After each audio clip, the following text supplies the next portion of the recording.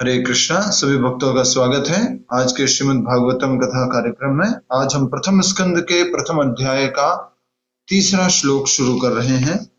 तो आप सभी लोग तीसरा श्लोक खोल दीजिए। प्रथम अध्याय का तीसरा श्लोक।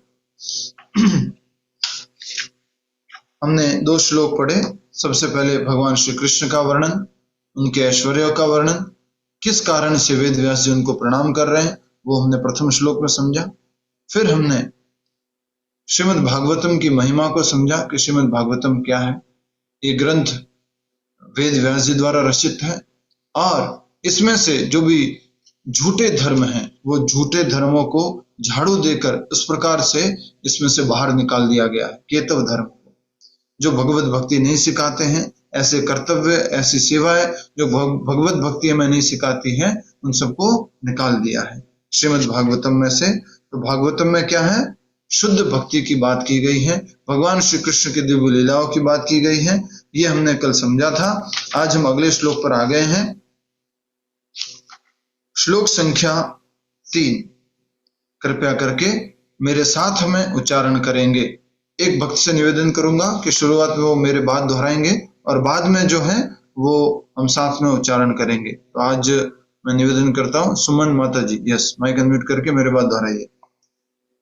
निगम कल्पतरोर्गलितं फलम्, निगम कल्पतरो गलितं फलम्, शुकमुखादमृतद्रव्य संयुतम्, शुकमुखादमृतद्रवसेयुतम्, पिबत भागवतं रसमालयम्, पिबत भागवतं रसमालयम्, मुहुरहो रसिका भुवि भावुकाः। मुहुरहो रसिका भुवि भावुकाः। धन्यवाद। अब सब लोग अपने अपने स्थान पर एक साथ मेरे साथ ही उच्चारण करेंगे। निगम कल्पतरोर्गलितं फलम्, शुकमुखादमृतद्रव्य संयुतम्, पिबत भागवतं रसमालयम्, मुहुरहो रसिका भुवि भावुकाः। निगम कल्पतरोर्गलितं फलम्, शुकमुखादमृतद्रव्य संयुतम्, पिबत भागवतं रसमालयम्, मुहुरहो रसिका भुवि भावुकाः। बहुत ही सुंदर श्लोक है। ये भी श्रीमद् भागवतम का वर्णन है और श्रीमद् भागवतम की श्रेष्ठता का वर्णन है। किसने लिखा है श्रीमद् भागवतम को उसका वर्णन है, किसने गाया है श्रीमद् भागवतम को उसका वर्णन है। कृपया करके शब्दार्थ का दोहरान करेंगे। निगमा वैदिक साहित्य, कल्पतरो कल्प वृक्ष का, गलितम पूर्णतः रूप से परिपक्व। गलितम याद रखिएगा शब्द, ठीक है। जैसे हर श्लोक में एक दो महत्वपूर्ण शब्द आप अपने हिसाब से भी याद रख सकते हैं और मैं भी एक दो शब्द आपको बताऊंगा। जैसे इस श्लोक में याद रख सकते हैं आप कल्पतरो गलितम या गलितम, पका हुआ एकदम। फलम फल, शुका श्रीमद् भागवतम के मूल वक्ता श्रील सुखदेव गोस्वामी के, मुखात होठों से, अमृत अमृत, द्रव्य तरल अतएव सरलता से निगलने योग्य, द्रव द्रव्य नहीं द्रव, संयुतम सभी प्रकार से पूर्ण, पिबता इसका आस्वादन करो, भागवतम श्री भगवान के साथ सनातन संबंध के विज्ञान से युक्त ग्रंथ को। याद आ गया आपको? श्री भगवान से संबंध, श्री भगवान के साथ सनातन संबंध के विज्ञान से ग्रंथ, विज्ञान से युक्त ग्रंथ को। तो भागवतम जो है भगवान और भक्तों का वर्णन है और उनसे ही युक्त भरा हुआ ये ग्रंथ है। रसम रस जो आस्वाद्य है वह, आलयम मुक्ति प्राप्त होने तक या मुक्ति मुक्त अवस्था में भी। ये भी एक शब्द ध्यान रखने योग्य है, आलयम। आलयम का मतलब यहाँ पर क्या है? आलय नहीं, आलयम वो है कि मुक्ति की अवस्था तक या मुक्त प्राप्त करने के बाद भी, मुक्ति प्राप्त करने के बाद भी। मुहुः सदैव, अहो हे रसिकाः रस का पूर्ण ज्ञान रखने वाले रसिक जन, भुवि पृथ्वी पर, भावुकाः पटु तथा विचारवान। अनुवाद तथा तात्पर्य। अभय चरणारविंद भक्ति विधान स्वामी श्री प्रभुपाद के द्वारा श्री प्रभुपाद की जय। श्री गुरु गौरांग गोविंद भगवान की जय। अनुवाद। हे विज्ञ एवं विचारशील जनों, वैदिक साहित्य रूपी कल्प वृक्ष के इस परिपक्व फल श्रीमद् भागवतम का रसास्वादन करो।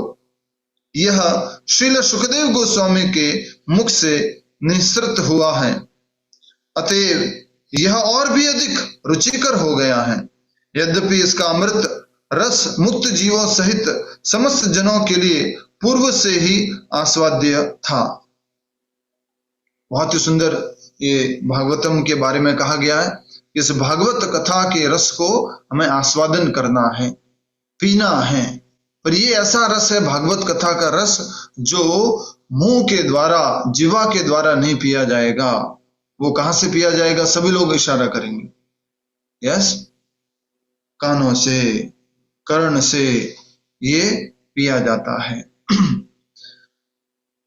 बहुत ही विशेष रूप से यहां पर बताया गया निगम कल्पतरोर गलितम फलम।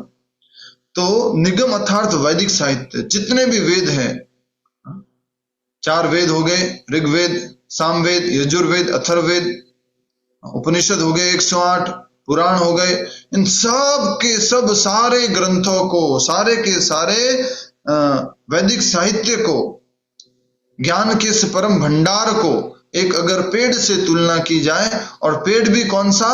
कल्पतरो, कल्पतरु, कल्प वृक्ष। और कल्प वृक्ष क्या होता है? जहां पर आप जो चाहो वो मांग सकते हो। आप जो है कल्प वृक्ष पर गए और आपने कहा कि कृपया करके मुझे जो है आप मैंगो दे दीजिए, तो मैंगो दे देंगे। वो आप फिर कहोगे बनाना दे दो, तो बनाना मिल जाएगा। आप कहो कि नहीं मुझे तो फल नहीं खाना है, नाश्ते का टाइम हो रखा है, गर्मा गर्म समोसा मिल सकता है, मिल जाएगा। वो है कल्प वृक्ष। तो पूरे वैदिक साहित्य को अगर कल्प वृक्ष कहा जाए, अब यहां पर ये क्यों बोल रहा हूं मैं कि जो मांगो वो मिल जाएगा, इस बात की ओर ध्यान देंगे कि वेदों में, शास्त्रों में ऐसी बहुत सारे प्रावधान हैं कि आप ये वाली पूजा करो तो आपको ये मिलेगा, ये वाला करो तो आपको ये मिलेगा।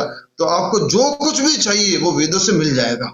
उसी प्रकार कल्प वृक्ष से जो भी चाहते हो वो मिल जाता है। तो सेम उसी तरह से वेदों से वो सब कुछ ज्ञान मिल जाता है, वो सारे कार्य पूर्ण हो जाते हैं जो कल्प वृक्ष में मांगने से होते हैं।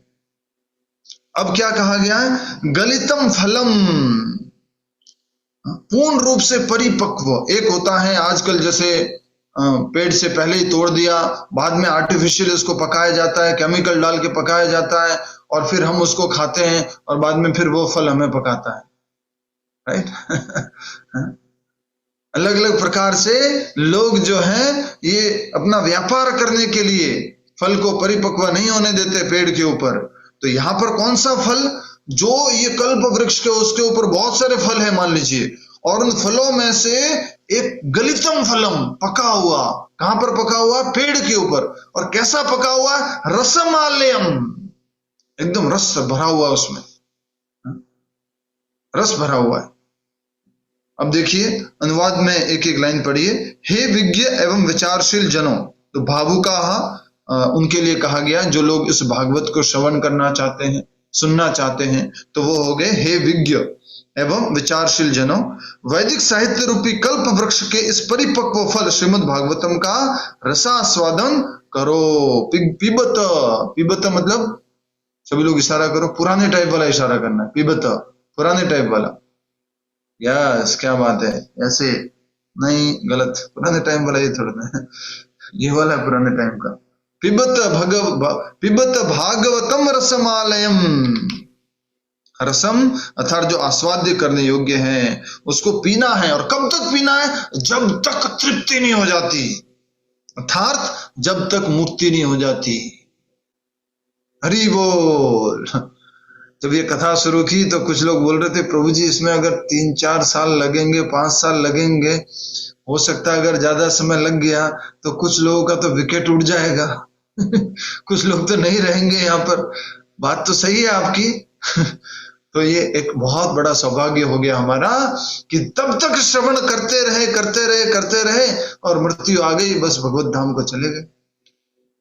कितना सौभाग्य होगा उस व्यक्ति का जो प्रतिदिन भागवतम श्रवण कर रहा है और एक दिन मृत्यु आई और वो भगवान के धाम चले गए।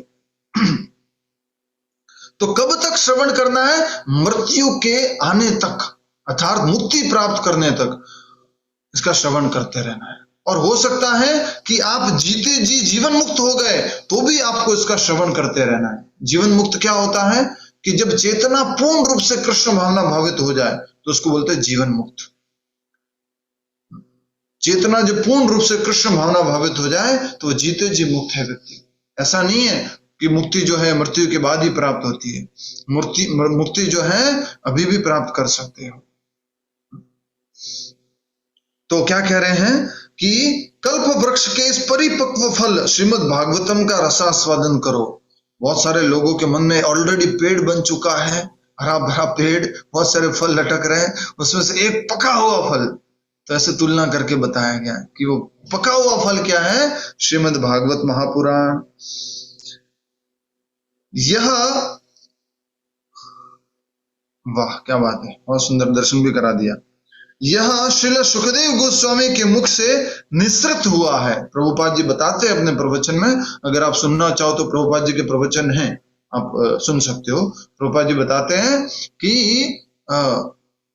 वो फल को, वो जो पका हुआ है बहुत अच्छा फल है, उस फल को शुकमुखाद, एक तोते ने आकर के अपनी चोंच से स्पर्श कर दिया है, उसमें चोंच मार दी है, तो उसका मीठापन और ज्यादा बढ़ जाता है। तो ये भागवत रस जो है, ये भागवत रस को किसके मुंह से सुनने को मिल रहा है? सुखदेव गोस्वामी जी ने उसमें क्या मार दी है? चोंच मार दी है। नाम भी सेम है, शुक। शुक मतलब पैरट भी होता है, यहाँ सुखदेव गोस्वामी है। तो उन्होंने जब बोला है तो इसका जो रस है, जो आप आज डेली क्लास में आ रहे हो, श्रवण कर रहे हो, इसका रस और ज्यादा मीठा हो गया है सुखदेव गोस्वामी जी के कहने के ऊपर, उनके कहने के बाद। और बाद में हम देखेंगे कि और आचार्यों ने कहा, और फिर प्रभुपाद जी ने उसको इस तरह से कहा कि हमें आसानी से समझ में आ जाए, वो रस आसानी से हमारे कर्ण के माध्यम से हृदय में उतर जाए। ऐसा प्रभुपाद जी ने वर्णन किया है। निसृत हुआ का मतलब निकला, प्रकट हुआ। अतएव यह और भी अधिक रुचिकर हो गया है भागवत का श्रवण। यद्यपि इसका अमृत रस मुक्त जीवों सहित समस्त जनों के लिए पूर्व से आस्वाद्य था। ये भागवत का अमृत तो पहले से ही जो मुक्त लोग हैं उन लोगों के लिए भी ये बहुत आस्वादन करने वाला था, अच्छा था, रसमय था। लेकिन जब सुखदेव गोस्वामी जी ने इसको बोला है तो ये और अधिक आस्वाद्य हो गया है, रसमय हो गया है। तो आप लोग, कितने लोग आज मुझे प्रॉमिस करते हो कि प्रभु जी, प्रॉमिस मतलब देखिए फोर्स नहीं कर रहा, मैं जस्ट समझा रहा हूँ बात को। जब गीता शुरू की थी तब भी मैंने आपसे बोला था कि कौन अंत तक बना रहेगा, तो कुछ लोगों ने कहा था कि हम अंत तक बने रहेंगे। जब भागवतम कथा रूप शुरू की तो हमने कहा था कौन अंत तक बना रहेगा, बोले हम अंत तक बने रहेंगे।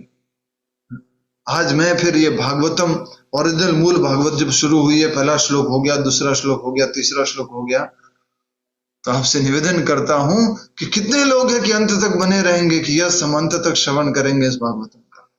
Please raise your hand, comment yes yes yes. ये कोई छोटी मोटी 7 दिन की कथा नहीं होने वाली है, पर एक बहुत बड़ा एक यज्ञ हो रहा है। प्रभुपाद जी और श्रीमद् भागवतम में स्वयं जो लिखा हुआ है, नित्यम भागवत सेवया, तो ये प्रतिदिन भागवतम श्रवण करने का मौका मिल रहा है।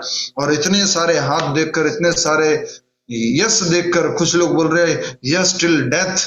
ओ हो Krishna, so inspiring, wow, Hari बोल, वेरी नाइस वेरी नाइस। तो आपने मेरे अंदर और ऊर्जा भर दी है इतनी सारी बातें बोल करके। तो अब हम सब लोग अच्छे से इस कथा में प्रतिदिन आहुति देंगे अपने समय की और अच्छे से श्रवण करेंगे। Very nice, till the end of this body, surely till and. वाह वाह वाह वाह, हरि हरि बोल।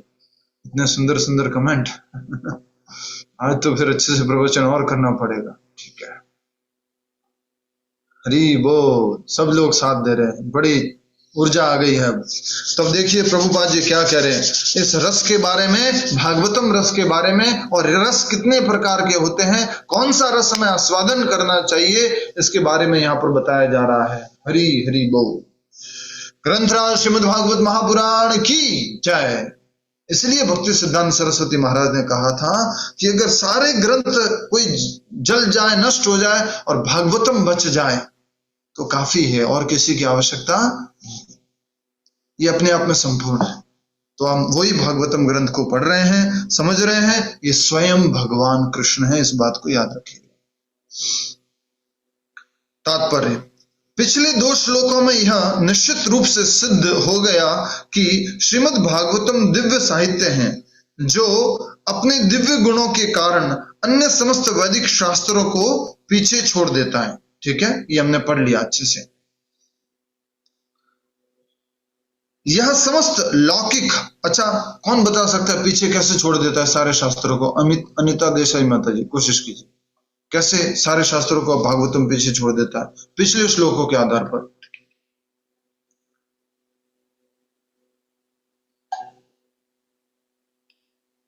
बताइए, माइक अनम्यूट करके। यस, फास्ट कोशिश कीजिए।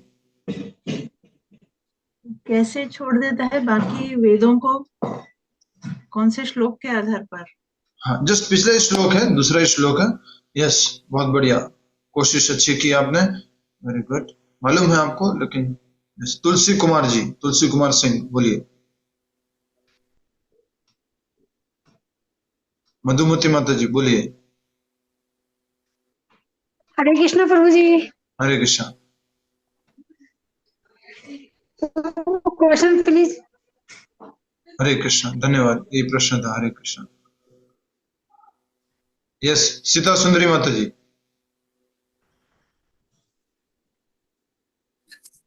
हरे कृष्णा प्रभु जी। हाँ जी। बाकी सारे जो डिफरेंट शास्त्र हैं वो क्या बोलते हैं कि ज्ञान सिखाते हैं, दान देना सिखाते हैं, कर्म कांड सिखाते हैं, उपासना कांड। यस, वेरी गुड, हरि बोल। क्या था? धर्म प्रोजितो केत्वोत्र। इस भागवतम से झाड़ू देके निकाल दिया गया साफ, अर्थात भागवतम में है ही नहीं क्या? धर्म अर्थ काम मोक्ष से संबंधित चीज है। तो बाकी अन्य शास्त्रों में ये सब कुछ है, भागवतम में सबसे ऊपर है। मैंने बताया था आपको कि बाकी शास्त्र सिखा रहे हैं इस जेल से इस जेल में कैसे आए, इस जेल से इस जेल में कैसे आए, मतलब उच्च जेल में कैसे जाए, जहां सुविधाजनक जेल है उसमें कैसे जाए, पर रहेंगे कहां पर? जेल में। और भागवतम क्या सिखाती है? इस जेल से बाहर जाना। और बाकी शास्त्र सिखा रहे हैं कि इस भौतिक जगत में कैसे अधिक से अधिक फैसिलिटीज प्राप्त करें और अच्छे से अच्छा कैसे हम बन सकते हैं, लेकिन भागवतम सिखाती है कि इस भौतिक जगत से बाहर कैसे निकल जाए, गोलोक वृंदावन कैसे चले जाए। और ये वेद व्यास जी ने सारे शास्त्र लिखने के बाद इस भागवतम का वर्णन किया था। ठीक है, पिछले 2 श्लोकों में यह निश्चित रूप से सिद्ध हो गया है कि श्रीमद् भागवतम दिव्य साहित्य है जो अपने दिव्य गुणों के कारण अन्य समस्त वैदिक शास्त्रों को पीछे छोड़ देता है। यह समस्त लौकिक कार्यकलापों तथा लौकिक ज्ञान से परे हैं, इसलिए दिव्य है। इस श्लोक में बताया गया है कि श्रीमद् भागवतम न केवल उत्कृष्ट साहित्य है अपितु यह समस्त वैदिक साहित्य का परिपक्व फल है। समझ रहे हैं आप इस बात को? तो सारे पूरे वैदिक साहित्य को अगर पेड़ से तुलना की जाए तो उसका फल क्या होता है? फल जो भी उसके ऊपर लगता है उस पेड़ के ऊपर, पर कैसा फल है? कच्चा फल है नहीं, पका फल है, एकदम परिपक्व, गलितम फल। बोलो एक बार, गलितम, एकदम। आप समझ जाओ, बस ज्यादा डिटेल में नहीं जाऊंगा। अगर कोई आम मिल जाए आपको और आम वो वाला हो जिसको ऐसे गला करके चूसने वाला हो और सब जगह से एकदम सॉफ्ट हो गया है, गुठली छोटी सी है, बिल्कुल छोटी सी है, पूरा रस का रस मिल रहा है उसमें, तो ये भागवतम ऐसा रस मालम है कि इसमें क्या नहीं है? गुठली भी नहीं है, एकदम परिपक्व फल है। ठीक है, इस श्लोक में बताया गया है कि श्रीमद् भागवतम न केवल उत्कृष्ट साहित्य है अपितु यह समस्त वैदिक साहित्य का परिपक्व फल है। दूसरे शब्दों में यह सभी वैदिक ज्ञान का सार है। ये पूरा अंडरलाइन कर लो, भागवतम क्या है इस श्लोक में बताया गया से लेकर के दूसरे शब्दों में। इसे ध्यान में रखते हुए यह समझना चाहिए कि धैर्य एवं नम्रता से श्रवण करना निश्चित रूप से आवश्यक है। एक तो धीरज रखना होगा और एक विनम्रता होनी होगी। धीरज क्यों आवश्यक है? क्योंकि ये भागवतम का ग्रंथ जो है एकदम से समझ में नहीं आएगा हमें, या एकदम से बस पूरा शुद्ध भक्ति हम तुरंत प्राप्त करेंगे। धीरे धीरे प्रथम स्कंद, द्वितीय स्कंद, तृतीय स्कंद, धीरे धीरे आगे बढ़ेंगे। इसलिए धैर्य रखना आवश्यक है। लोग सीधा कहां जंप करना चाहते हैं, कृष्ण लीला कब आएगी? नहीं, पहले ये समझो सब कुछ। तो धैर्य उसके लिए आवश्यक है, और धैर्य और विनम्रता के साथ श्रवण करना निश्चित रूप से आवश्यक है। ये बार बार ये दो शब्द आएंगे पूरी भागवतम में, धैर्य और विनम्रता। ठीक है। अतः मनुष्य को चाहिए कि श्रीमद् भागवतम द्वारा प्रदत्त संदेशों तथा उपदेशों को अत्यंत आदर के साथ तथा ध्यान पूर्वक ग्रहण करना चाहिए। अब ये रस तो है, बहुत स्वाद वाला रस है, बहुत टेस्टी है। अगर आम का रस है एकदम बढ़िया, आपने निकाल दिया बढ़िया, लेकिन आप ऐसा करते हैं उस रस को पीते समय ध्यान नहीं रखते हैं। मान लीजिए मुंह में ही पी रहे हैं पर ध्यान नहीं रख रहे, तो क्या होगा? कभी कभी ध्यान नहीं रखा तो क्या हो जाएगा? गिर जाएगा, वेस्ट चला जाएगा, शर्ट पे गिर जाएगा।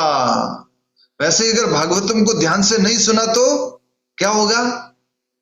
जो बहुत सारे लोग कहते हैं और करते हैं वो होगा क्या? इधर से सुना इधर से ही निकल गया उधर से भी नहीं, इधर से सुना इधर से ही निकल गया। मैंने इसके बारे में आपको बहुत बार समझाया है कहानी के माध्यम से कि श्रवण कैसे करना चाहिए। हाँ, 3 प्रकार के श्रोता होते हैं, उसके लिए कहानी से समझाया था कि एक बार एक राजा के महल में एक शिल्पकार, एक मूर्तिकार 3 एक जैसी मूर्ति लेके आता है और राजा को चैलेंज करता है कोई आपके यहाँ पर जो इन तीनों मूर्तियों में कोई अंतर बता दे? तो सब लोग ट्राई कर लिए कि नहीं मालूम पड़ रहा है कि क्या अंतर है। सबने देखा एक जैसी ये सारी मूर्तियां। बाद में एक व्यक्ति था उस राजा के महल में जो भगवान का भक्त था, उसने क्या किया कि वो जो है एक तार लेके गया, पतली सी तार। पहले सारी मूर्तियों को देखा, फिर तार ली उसने, और तार को जो उसने पहली मूर्ति के कान में डाला, और जैसे उसने पहली मूर्ति के कान में डाला उसके बाद आगे नहीं जा रही है वो तार, मुड़ करके वापस आ गई ये पहली मूर्ति। दूसरी मूर्ति के उसमें कान में डाला उसने, तो वो कान के अंदर गई इधर से, और फिर क्या हुआ? मुंह से निकल गई, और उस पार नहीं गई, मुंह से निकल गई। और तीसरी मूर्ति के अंदर उसने जब तार डाला तो कान के अंदर गई, और उधर से जो है वो उसके कहां निकल गई? अंदर चली गई, हृदय में चली गई, हार्ट में चली गई। तो 3 तरह के श्रोता हो गए। एक होता है कान के ऊपर पड़ा और यहाँ पे गिरा और कहां निकल गया? यहीं से निकल गया।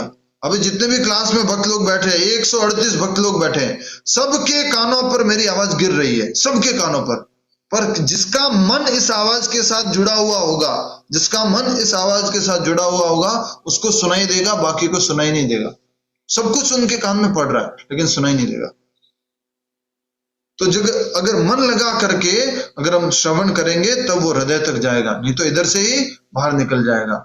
और कुछ लोग सुनते हैं और फिर क्या करते हैं? यहां से बोलते हैं बहुत बढ़िया है। और फिर कुछ लोग क्या होते हैं, जो सबसे अच्छे लोग होते हैं, जो सुनते हैं और उसको आत्मसात कर देते हैं, जीवन में उतार देते हैं। तो हमें श्रोता बनना है, तीसरे तरह का श्रोता बनना है। ठीक है, मैं भी श्रोता हूं, हर कोई श्रोता है इस जगत में। हमारे भी सुबह भागवतम होती है, उसको हम सुन के आए हैं, और अभी मैं सुना रहा हूं, बट जो भी हम सुनते हैं उसको हमें आत्मसात करना है।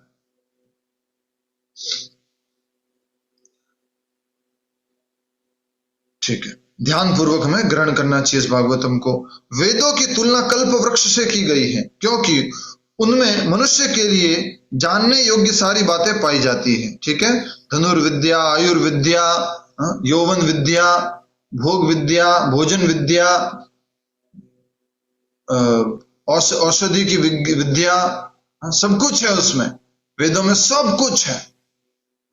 पॉलिटिक्स है, प्रभुपाद जी बोलते हैं जो चाहो, मैथमेटिक्स, पॉलिटिक्स, ज्योग्राफी, भूगोल, सब कुछ है उसमें। तो वेदों में सब कुछ है, ज्ञान का भंडार। वेद मतलब ज्ञान का भंडार, पेड़ है पूरा, सब कुछ है उसके ऊपर। तो मनुष्य को जो जो चाहिए वो सारा का सारा इन वेदों में पाया जाता है, वेदों में हमें प्राप्त होता है। तात्पर्य थोड़ा सा बड़ा है, तो अच्छे से ध्यानपूर्वक समझिएगा और एक साथ हम पढ़ते रहेंगे इसको। उनमें सांसारिक आवश्यकताओं के साथ साथ आध्यात्मिक साक्षात्कार का भी वर्णन हुआ है। किसमें? बोलो जल्दी से, मुंह से बोलो, किसमें? वेदों में। ठीक है, अलर्ट, पूरा अलर्ट रहना है वेदों में।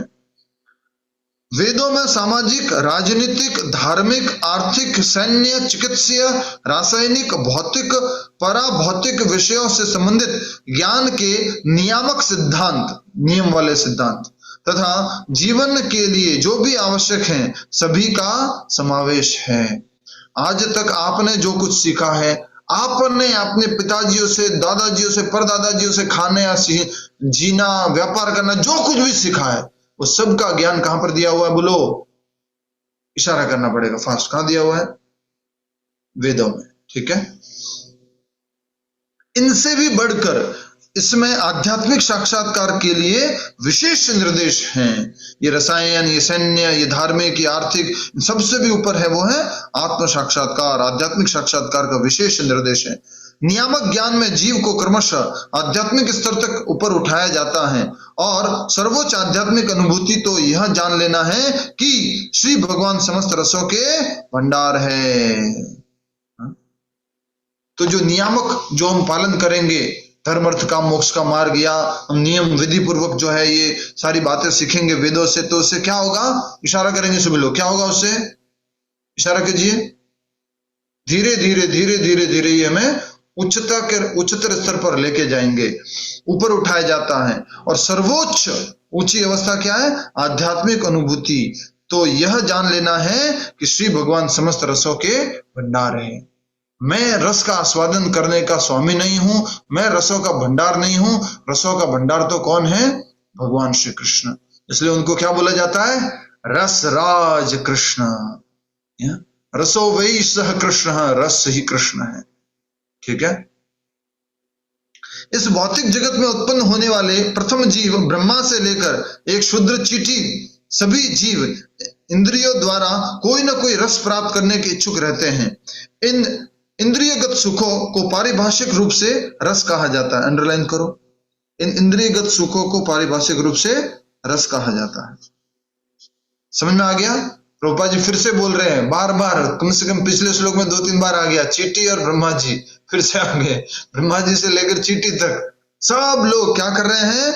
सभी जीव इंद्रियों द्वारा कोई ना कोई रस प्राप्त करने के इच्छुक रहते हैं। राइट? आंखों से रूप का रस, आगे आप समझ जाना, नहीं बोलूंगा, डैश डैश डैश। कानों से कुछ अच्छी अच्छी बातों का रस, खास करके हमारा गुणगान कोई कर दे, हमारा महिमा मंडन कोई कर दे, ओ हो हा, इतना कर्ण प्रिय लगता है।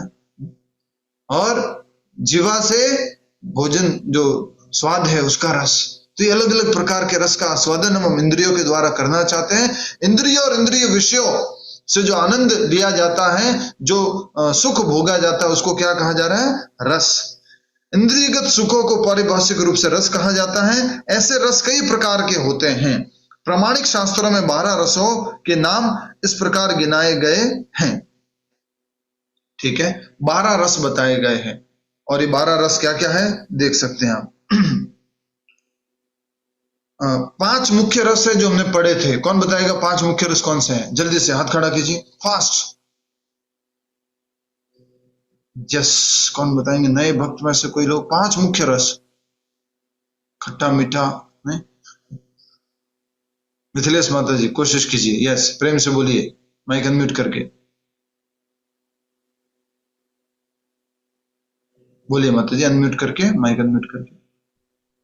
दास रस, सख्य रस और दया रस, वात्सल्य रस और शांत, वही कौन सा है?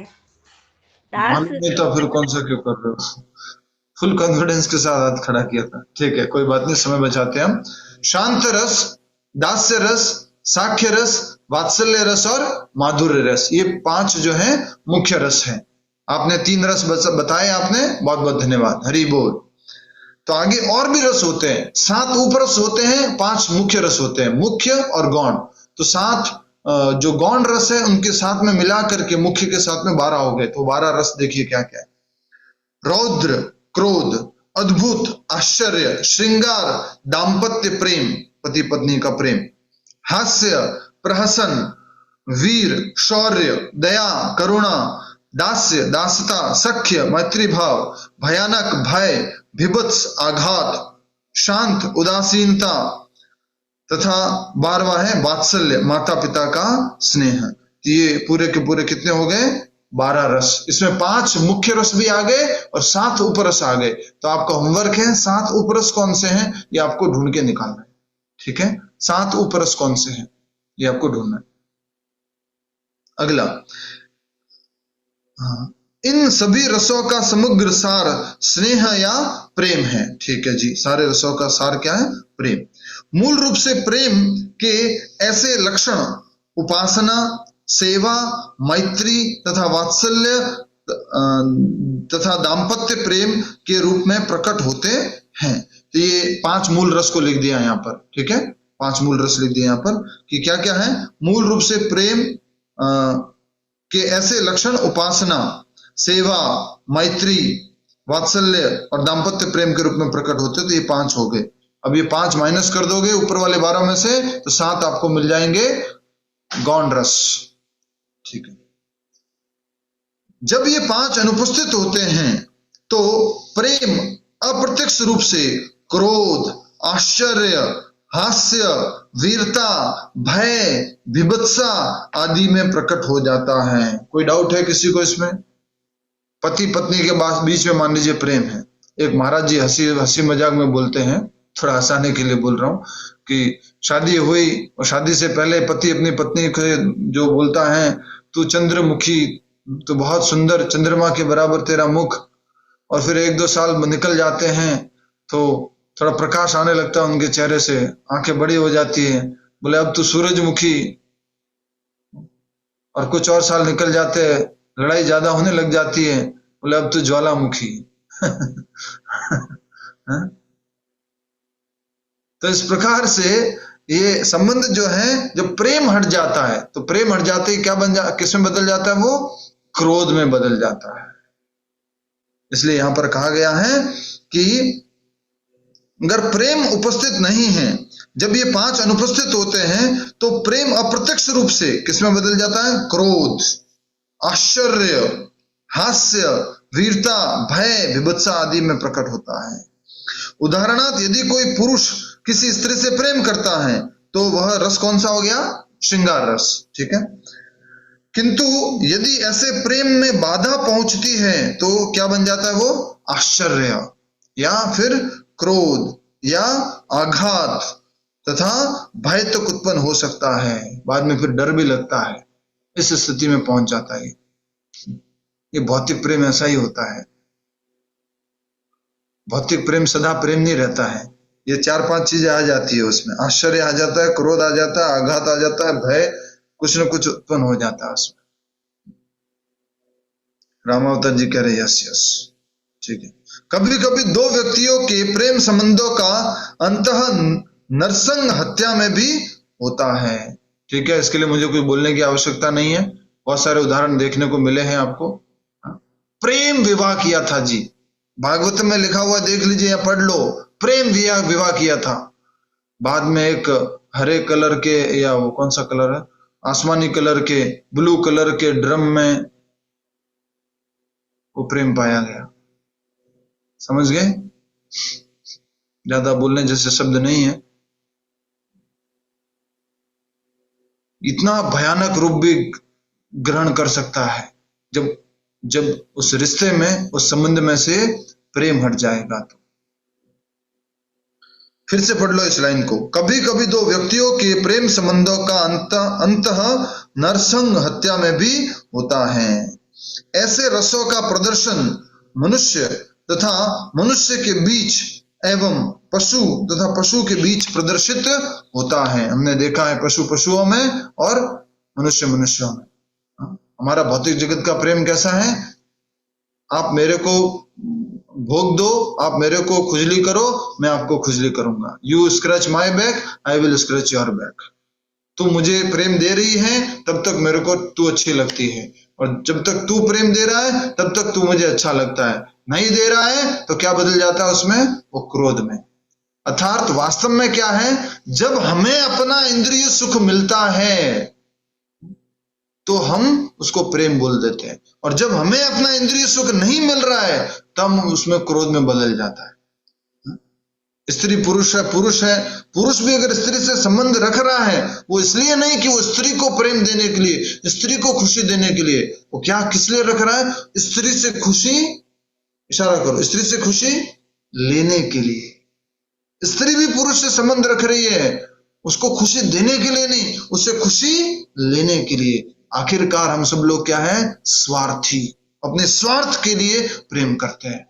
मेरा स्वार्थ परिपूर्ण हो, मुझे इंद्रिय सुख मिले, मुझे भोग मिले, इसके लिए हम जो है ये प्रेम भौतिक जगत में करते हैं। और यही प्रभुपाद जी यहाँ पर हमें समझा रहे हैं। बहुत सुंदर रूप से प्रभुपाद जी ने अपने प्रवचन में भी इसको बताया है। तो मनुष्य मनुष्य के बीच, पशु पशु के बीच ये प्रदर्शित होता है। इस जगत में रस का ऐसा आदान प्रदान न तो मनुष्य तथा पशु के बीच हो पाता है, न ही मनुष्य तथा अन्य किसी योनि के साथ। अर्थात ये जो रस का आदान प्रदान है उसके लिए कहा जा रहा है कि इस जगत में रस का ऐसा आदान प्रदान न तो मनुष्य तथा पशु के बीच हो पाता है, और न ही पशु तथा अन्य किसी योनि के साथ। कौन से रस, ये जो 5 रस थे ना, इन रसों की बात हो रही है। 5 रस हो गए और ऊपर रस हो गए, इनकी बात हो रही है। ये रसों का आदान प्रदान ऐसा नहीं है कि पशु मनुष्य मनुष्य के साथ ही चाहेगा, कि मनुष्य किसके साथ चाहेगा, ये श्रृंगार रस,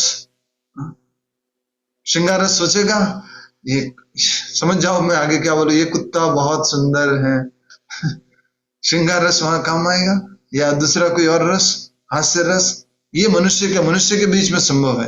या कुत्ता सोचे नहीं नहीं नहीं नहीं, मैं जो है क्रोध रस और दूसरे हास्य रस और ये सब रस जो है वो मनुष्य के साथ करूंगा, नहीं, वो आपस में उनमें ही होते हैं। इसलिए कहा गया है कि इस जगत में रस का ऐसा आदान प्रदान न तो मनुष्य तथा पशु के बीच हो पाता है, न मनुष्य तथा अन्य किसी योनि के साथ। ऐसे रस का आदान प्रदान तो एक ऐसी योनि के जीवों से ही, एक जैसी योनि के जीवों से ही होता है। ठीक है, क्लियर है।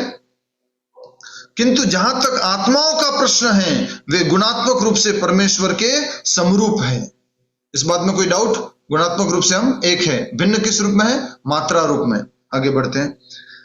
इसलिए प्रारंभ के रसों का आदान प्रदान आध्यात्मिक जीवात्मा तथा आध्यात्मिक परम पूर्ण श्री भगवान के साथ हुआ था। इसको अंडरलाइन कर लो, 10 बार समझ लो, 15 बार समझ लो, 20 बार समझ लो, 1 बार, लाख बार समझ लो, करोड़ बार समझ लो, जिंदगी बदल गई आपकी। जिस दिन आपको इधर देखो प्लीज, थोड़ा स्ट्रांग बोल रहा हूं मैं आज, क्योंकि आपने जोश भर दिया आज मेरे अंदर।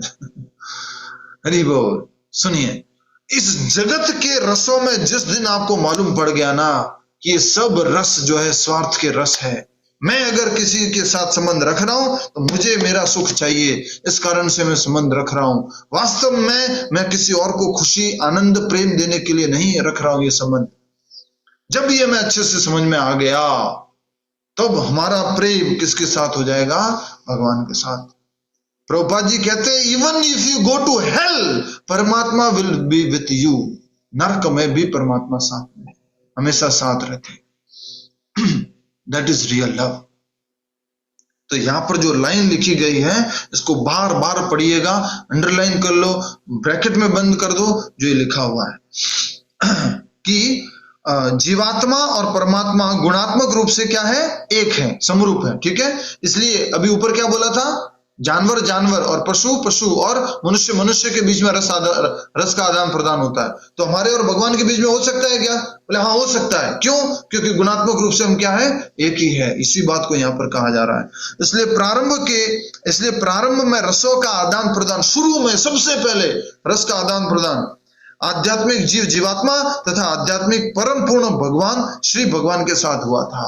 तो ये जो भी रस है ये वास्तव में किसके साथ में स्थापित हुए थे, सबसे पहले हमारे और भगवान के बीच में। बाद में जो अलग अलग जीवों और जीवों के बीच में बाद में होने लग गए, मनुष्य और मनुष्यों के बीच में बाद में ये आदान प्रदान होने लग गए। वास्तविक रूप से ये रस किसके साथ जोड़ने के लिए बने हैं, भगवान के साथ। वास्तविक रूप में अगर दास बनना है, दास से रस लेना है, तो वो किसके साथ लेना है? भगवान के साथ।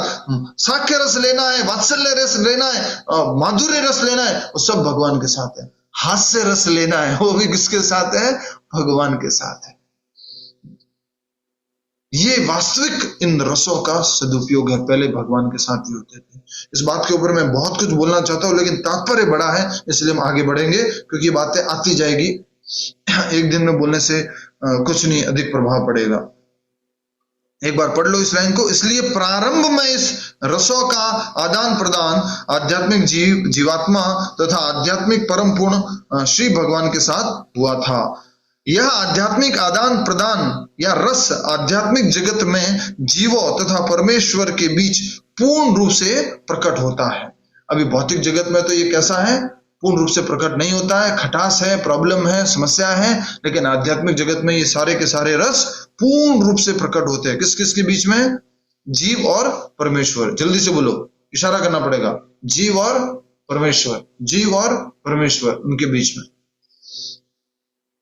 इसलिए श्रुति मंत्रों में पूर्ण पुरुषोत्तम भगवान को समस्त रसों का निर्झर स्रोत कहा गया है। मतलब रसों का सागर भरा हुआ है, रस के भगवान श्री कृष्ण एकदम रस के सागर हैं। कृष्ण रसो वही सह, ये है जो श्रुति मंत्रों का शब्द है। जब जीव परमेश्वर की संगति करता है तो उनके साथ अपने स्वाभाविक रस का आदान प्रदान करता है, तो वह सचमुच सुखी होता है। Underline underline, very important. अभी तक हम क्या कर रहे थे? जब जीव परमेश्वर की संगति करता है तो उनके साथ स्वाभाविक रस का आदान प्रदान करता है, तो वह सचमुच सुखी होता है। दुनिया को सुखी करना है तो एक ही तरीका है, समझ लीजिए, जान लीजिए। Mic, loud speaker, super speaker, social media, जो भी कुछ आपके पास साधन है, उसके माध्यम से इसका प्रचार करना शुरू कर दो। क्या? कि जब तक रस को तुम दूसरे लोगों के साथ ढूंढते रहोगे, नहीं मिलने वाला है। वास्तव में रस का आस्वादन किसके साथ होगा? भगवान श्री कृष्ण के साथ। और वो रस के कारण आपको क्या मिलने वाला है? सचमुच सुख मिलने वाला है, सचमुच शांति मिलने वाली है। कितने लोग हैं? Raise your hand fast and comment in comment box that yes, मैं जब से भक्ति में आया हूं, जब से भगवान से जुड़ा हूं, थोड़ा रस का आस्वादन होना शुरू हो गया है और उसके कारण हम जीवन में शांति और सुख आ गई है। हरि बोल, क्या बात है, बहुत बढ़िया। जय श्री वृंदावन मां की बिहारी लाल की जय, श्री राधा वृंदावन चंद्र भगवान की जय। बहुत बढ़िया।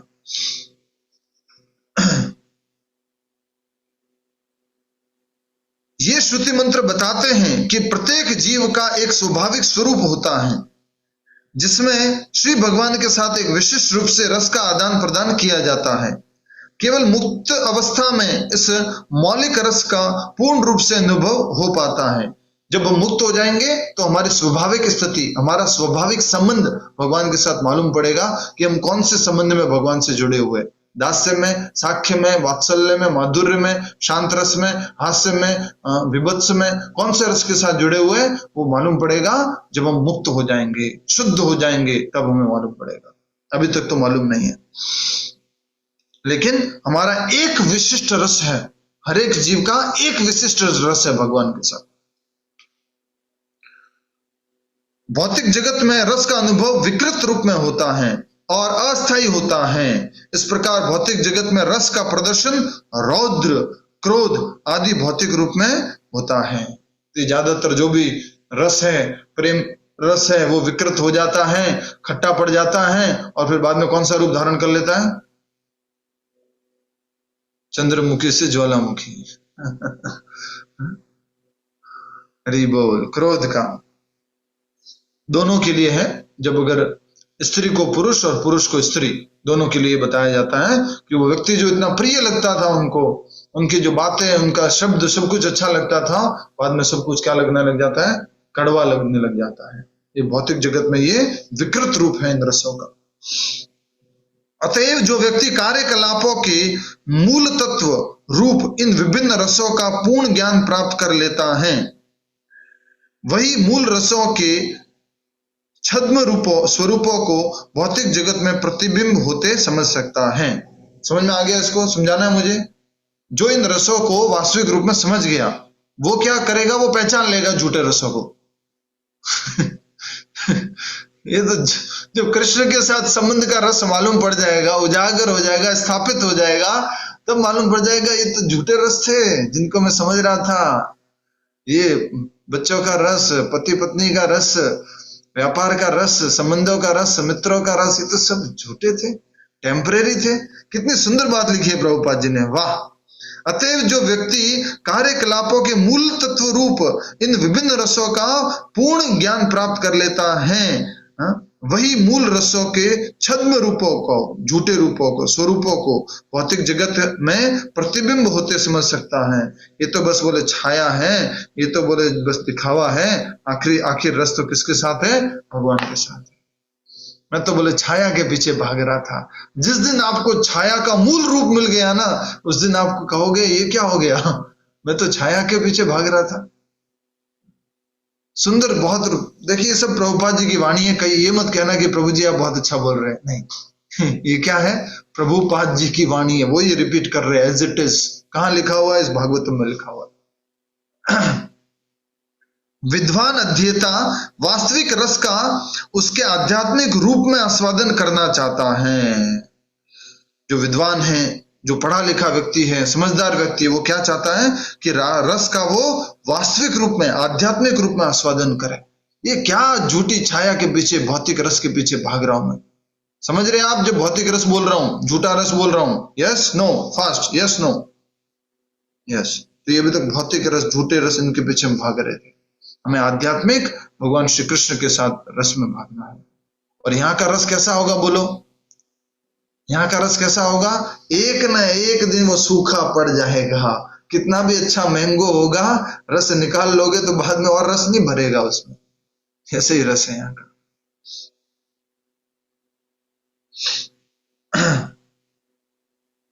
तो हमें वो बुद्धिमान बनना है और हमें आध्यात्मिक रस का आस्वादन करना है, ऐसी हमारे मन में इच्छा होनी चाहिए। प्रारंभ में वह परमेश्वर से एकाकार होना चाहता है।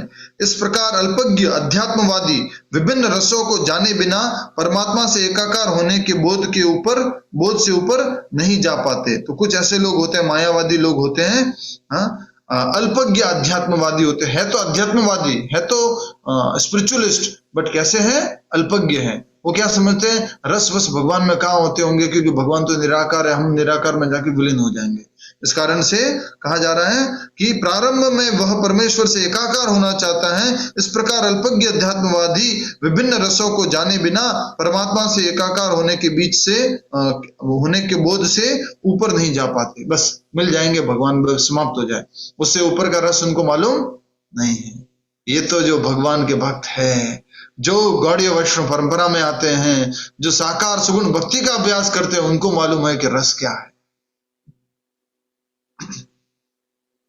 इस श्लोक में यह निश्चित रूप से कहा गया है कि आध्यात्मिक रस वह आध्यात्मिक रस जिसका आस्वादन मुक्त अवस्था में भी किया जाता है, श्रीमद् भागवतम के साहित्य से या में अनुभव किया जा सकता है, क्योंकि यह वैदिक ज्ञान का परिपक्व फल है। तो अगर कोई मुक्त भी है, मुक्त हो गया है, नहीं हम तो बोले मुक्त हो गए, हम तो सारे पापों से मुक्त हो गए, हम तो सारे अपराधों से मुक्त हो गए, तो भी वो लोग इस भागवत के ग्रंथ का, इस भागवत रूपी रस का क्या कर सकते हैं? आनंद ले सकते हैं, आस्वादन कर सकते हैं। उनके लिए भी भागवतम है, ठीक है? भागवतम उनके लिए भी है जो मुक्त है, उनको भी भागवतम पढ़नी और श्रवण करनी चाहिए। इस दिव्य साहित्य का विनित भाव से श्रवण करने पर मनुष्य मनोवांछित पूर्ण आनंद प्राप्त कर सकता है। हरि बोल। मनोवांछित पूर्ण आनंद, मनोवांछित पूर्ण आनंद प्राप्त कर सकता है अगर इसका विनित भाव से श्रवण करे। किंतु मनुष्य को इस बात में अत्यंत सावधानी बरतनी होगी कि इस संदेश का श्रवण उपयुक्त स्रोत से किया जाए। है तो भागवतम, शुद्ध भागवतम, प्योर रस का आलय, एकदम गलितम फलम, पर इसको पीना किसके माध्यम से है? एक प्रमाणिक स्रोत के माध्यम से। लेना किसके माध्यम से है? एक प्रमाणिक, एक उपयुक्त श्रोता के माध्यम से। ऐसे वाले वक्ता, सॉरी श्रोता नहीं, वक्ता, स्रोत, ऐसे स्रोत से लेना, ऐसे वाले स्रोत से नहीं लेना जो सीधा आपको कहां लेके जाए, सीधा 10वें स्कंद पर लेके जाए, सीधा आपको दूसरी भगवान की कथाओं में लेके जाए। आपको शुद्ध भक्त से श्रीमद् भागवतम का श्रवण करना है, वो है श्रील प्रभुपाद जी। ये हमारा परम सौभाग्य है कि हम प्रभुपाद जी द्वारा टीकाकृत भागवतम का अध्ययन और श्रवण कर रहे हैं। श्रीमद् भागवतम को उपयुक्त स्रोत से ही यथारूप प्राप्त किया गया है। इसे वैकुंठ लोक से लाने वाले श्री नारद मुनि हैं, जिन्होंने इसे अपने शिष्य श्रील व्यासदेव को प्रदान किया। श्रील व्यासदेव ने इस संदेश को अपने पुत्र श्रील सुखदेव गोस्वामी को प्रदान किया और फिर उन्होंने इसे महाराज परीक्षित को उनकी मृत्यु के मात्र 7 दिन पूर्व प्रदान किया। श्रील सुखदेव गोस्वामी जन्म से ही मुक्तात्मा थे, यहाँ तक कि वे अपनी माता के गर्भ में ही मुक्त थे और जन्म के पश्चात उन्हें किसी प्रकार की आध्यात्मिक शिक्षा ग्रहण नहीं करनी पड़ी। जन्म के समय कोई भी व्यक्ति न तो लौकिक दृष्टि से और न ही आध्यात्मिक दृष्टि से कुशल होता है। तो बताया जा रहा है कि भागवतम को एक उपयुक्त प्रमाणिक स्रोत से श्रवण करना चाहिए। बोले नारद मुनि आध्यात्मिक जगत से इसको लेके आए और किसको सुनाया? वेद व्यास जी को। वेद व्यास जी ने किसको सुनाया? अपने बेटे को सुखदेव गोस्वामी जी को। सुखदेव गोस्वामी जी ने किसको सुनाया? जिसकी मृत्यु 7 दिन में होने वाली थी, राजा परीक्षित को। कौन है सुखदेव गोस्वामी? तो बोलो श्री सुखदेव गोस्वामी जन्म से मुक्त आत्मा थे, यहां तक कि वे अपनी माता के गर्भ में ही मुक्त थे और जन्म के पश्चात उन्हें किसी प्रकार की आध्यात्मिक शिक्षा ग्रहण नहीं करनी पड़ी। गर्भ से ही मुक्त थे सुखदेव गोस्वामी।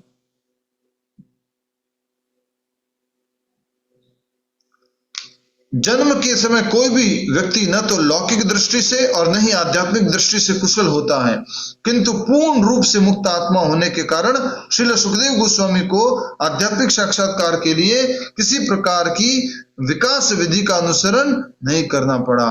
सुखदेव गोस्वामी क्या थे? जन्म से ही मुक्त थे, गर्भ में से ही थे, तब से मुक्त थे, शुद्ध भक्त थे, प्योर डिवोटी थे। तो उन्हें किसी प्रकार की विकास क्रम विधि का अनुसरण नहीं करना पड़ा, अपितु तीनों गुणों से परे पूर्ण रूप से मुक्त पद पर स्थित रहकर भी वे उन पूर्ण पुरुषोत्तम भगवान के इस दिव्य रस के प्रति आकर्षित हुए, जिनकी अर्चना मुक्त जीवों द्वारा वैदिक मंत्रों से की जाती है।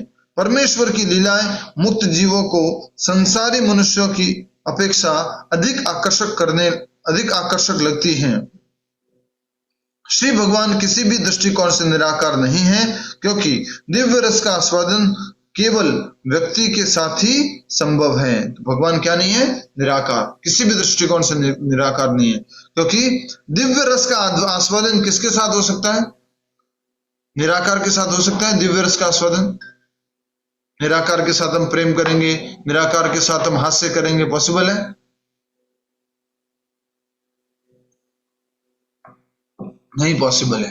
कोई निराकार व्यक्ति बोले हमें हंसा देगा, नहीं संभव है। इस बात को समझिए। और ऊपर जो बात बताई गई थी वो ये थी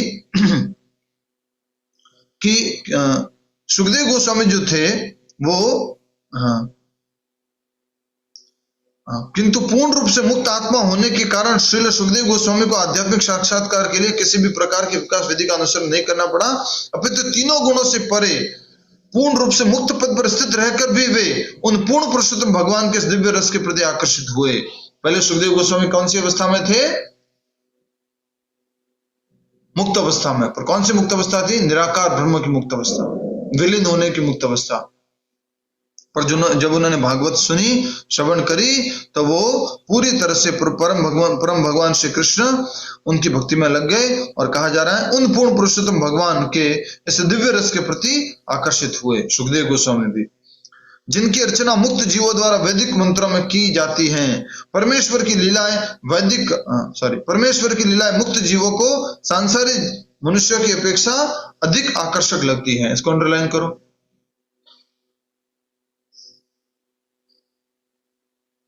इसका अपोजिट कौन बताएगा? जल्दी बताइए। पूजा पोरवाल जी बताइए, इसका अपोजिट बताइए। अंडरलाइन करा है इसका अपोजिट। प्रभु जी मेरे पास ना अभी ये भागवतम नहीं है, मेरे पास ये 3 है, तो मैं बस अभी सुन रही हूँ, ये 3 है।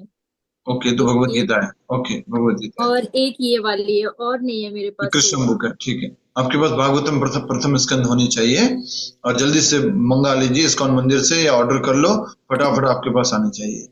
आप एक बार ना ग्रुप पर उसका जी भेज डाल दीजिए देता हूँ। उसका। Okay, thank you. कौन बता सकता है? सुशीला हमकर माता जी, इसका अपोजिट करके बताइए फास्ट।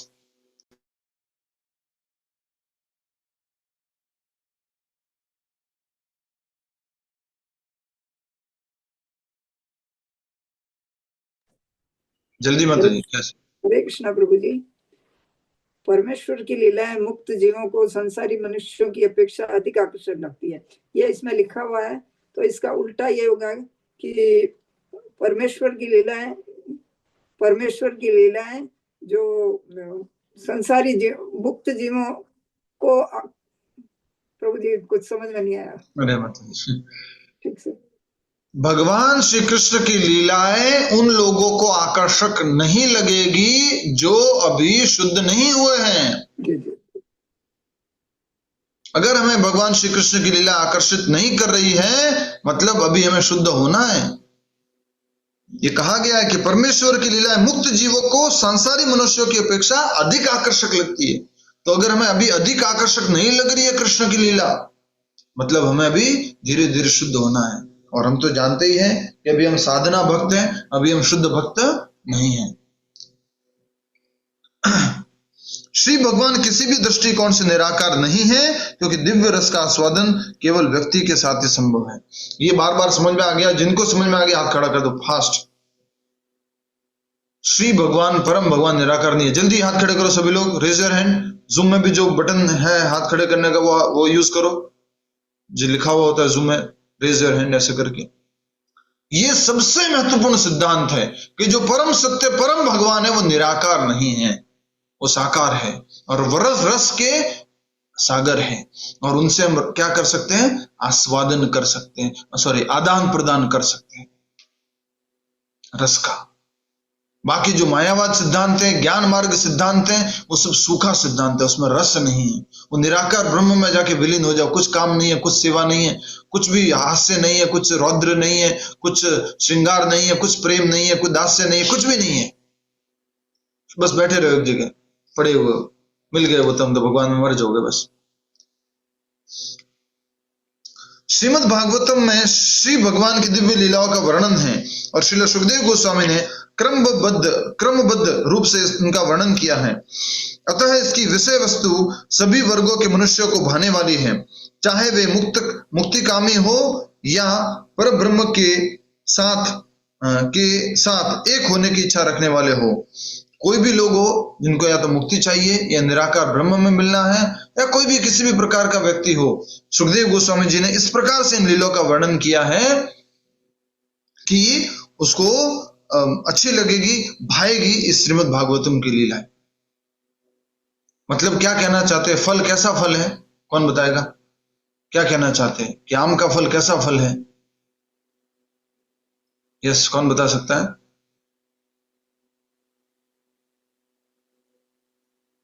मंजू मुरार का माता जी बताइए। मीठा फल है प्रभु जी, पका हुआ मीठा फल। मीठा तो है ही है। यहां लिखा हुआ है कि कोई अगर मनुष्य मुक्ति कामी भी है या विषय वस्तु जो भौतिक वस्तु हैं उनकी इच्छा रखता है, निराकार ब्रह्म में विलीन होने की इच्छा रखता है, उसको भी ये टेस्टी लगेगी, उसको भी अच्छा लगेगा। इसका मतलब फल कैसा है? इतना मीठा है, इतना मीठा है, इतना मीठा है कि जिसको पी लिया हो रखा है ना, वो भी कह रहा है अच्छा लग रहा है। पी लिए वाले व्यक्ति को स्वाद नहीं आता है, लेकिन उसको भी स्वाद आ रहा है। ऐसा ये श्रीमद् भागवतम ग्रंथ है, यहाँ वर्णन किया जा रहा है। और हम सब लोग वो भाग्यशाली व्यक्ति हैं जो इस श्रीमद् भागवतम का श्रवण कर रहे हैं।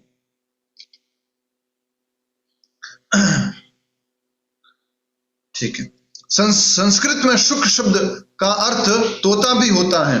जब कोई पका फल ऐसे पक्षियों की लाल चोंच से चखा जाता है तो उसकी मिठास बढ़ जाती है। वैदिक फल जो ज्ञान में पूर्ण विकसित तथा परिपक्व है वह श्रील सुखदेव गोस्वामी के होठों से निकला है, जिसकी तुलना तोते से की गई है। इसलिए नहीं कि उन्होंने अपने पिता विद्वान पिता से जिस रूप में सुना था उसी रूप में सुना दिया। तो ये भागवतम और अधिक मीठा क्यों लग रहा है, मिठास क्यों बढ़ गई है, ये और ज्यादा रुचिकर क्यों हो गया है? इसलिए नहीं कि वेद व्यास जी से सुना और इन्होंने दोहरा दिया, इसलिए क्योंकि सुखदेव गोस्वामी जी ने इसको दोहराया है। जो कौन है? भगवान के शुद्ध भक्त हैं। वेद व्यास जी स्वयं भगवान है, भगवान के लेखाकारी अवतार हैं, जिनकी तुलना तोते से की गई है, सुखदेव गोस्वामी की। इसलिए नहीं कि उन्होंने अपने विद्वान पिता से जिस रूप में सुना था उसी रूप में सुना दिया, अपितु अपनी उस क्षमता के कारण जिसके बल पर उन्होंने इस कृति को सभी वर्गों को भाने वाले के रूप में प्रस्तुत किया, ऐसा बनाया कि हर किसी को कैसा लग रहा है? रस में आस्वादन करने वाला, आस्वाद्य, इतना सुंदर लग रहा है। यह है सुखदेव गोस्वामी जी की विशेष उनका विशेष योगदान श्रीमद् भागवतम में, कि उन्होंने श्रीमद् भागवतम को सभी लोगों को आस्वाद्य लगने वाला रस बना दिया। आगे, श्रील सुखदेव गोस्वामी के होठों से कथा वस्तु इस प्रकार निसृत हुई, निसृत हुई मतलब निकली, प्रकट हुई, कि जो भी निष्ठावान श्रोता विनित भाव से सुनता है वह तत्काल इसके दिव्य रस का आस्वादन करता है। इस प्रकार से सुखदेव गोस्वामी जी ने भागवतम कही है, बोली है कि जो भी सुनता है उसको तत्काल, और कैसे सुनना है? विनित भाव से, विनम्रता से। जो भौतिक जगत के विकृत रसों से भिन्न है। भागवत का रस कैसा है? भौतिक जगत के विकृत रसों से भिन्न है, अलग है, आध्यात्मिक है। यह परिपक्व फल सर्वोच्च कृष्ण लोक से एकाएक नहीं आ गिरा। अचानक भागवतम ऐसे आकर के नहीं गिर गई है, बस आ गई भागवतम स्पिरिचुअल वर्ल्ड से, ऐसे नहीं गिरा है ये। प्रत्युत यह गुरु शिष्य परंपरा की श्रृंखला से होता हुआ सावधानी पूर्वक बिना किसी परिवर्तन या अवरोध के नीचे तक आया है। एकदम से नीचे गिर जाता तो क्या होता? मीठा एकदम गलितम फलम क्या हो जाता? समझ गए कुछ लोग, स्प्लैश हो जाता, पचाक। तो ये कैसे आया फल? बोले तोड़ा, उसने हमको आगे दिया, उन्होंने उनको आगे दिया, उन्होंने हमको आगे दिया, उन्होंने हमको आगे दिया, और जो प्रभुपाद जी थे उन्होंने हमको दिया, और हम बैठ करके अभी आस्वादन कर रहे हैं, आस्वाद्य कर रहे हैं। तो प्रत्युत यह गुरु शिष्य परंपरा की श्रृंखला से होता हुआ सावधानी पूर्वक बिना किसी परिवर्तन या अवरोध के नीचे तक आया है। ऐसे अल्पज्ञ मनुष्य जो दिव्य गुरु शिष्य परंपरा से संबंधित नहीं हैं, वे रास नृत्य के सर्वोच्च दिव्य रस को उन श्रील सुखदेव गोस्वामी के चरण चिन्हों का अनुगमन किए बिना समझने का प्रयत्न करके भयंकर भूल करते हैं, जिन्होंने इस फल को दिव्य अनुभूति की अवस्था अनुसार अत्यंत सावधानी से प्रस्तुत किया है। कुछ अल्पज्ञ लोग हैं, अल्पज्ञ मनुष्य हैं, गुरु शिष्य परंपरा से संबंधित नहीं है, परंतु भागवतम कहेंगे सीधा सीधा कहां जंप करते हैं? उछाल मारते हैं, सीधी छलांग मारते हैं 10वें स्कंद पर। और उसमें भी कौन सा? रास पंचाध्याय, जो रास लीला से संबंधित है, रास नृत्य से संबंधित है। सुखदेव गोस्वामी ने कैसे किया है? परीक्षित महाराज ने प्रश्न पूछा सुखदेव गोस्वामी जी से कि हे सुखदेव गोस्वामी, मेरे 7 दिन बाद मृत्यु होने वाली है। सभी लोग तो सुनिए, मेरे 7 दिन बाद मृत्यु होने वाली है, कृपया करके मेरे उद्धार के लिए मुझे कुछ बताइए। तो सुखदेव गोस्वामी जी ने उत्तर देना शुरू किया, राजा परीक्षित, एक बार भगवान श्री कृष्ण निधि वन में बांसुरी बजा रहे थे और सारी गोपियां वहां पर आ गई और उन्होंने वहां पर नृत्य किया।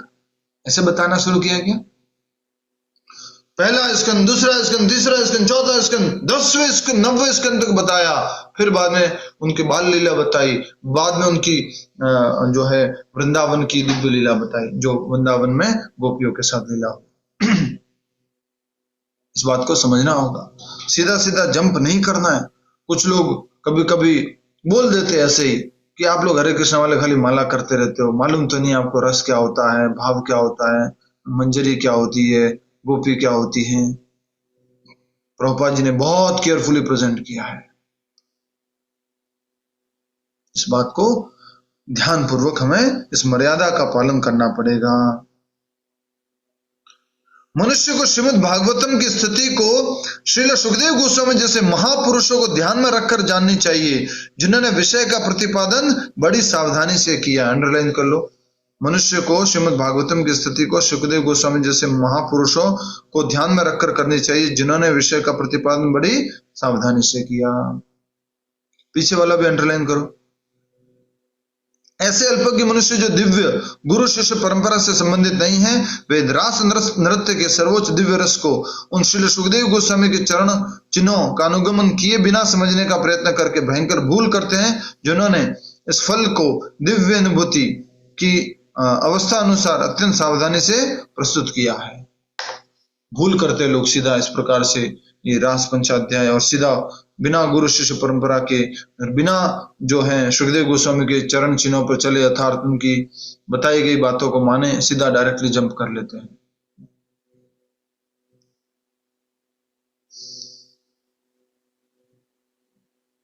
बहुत बढ़िया।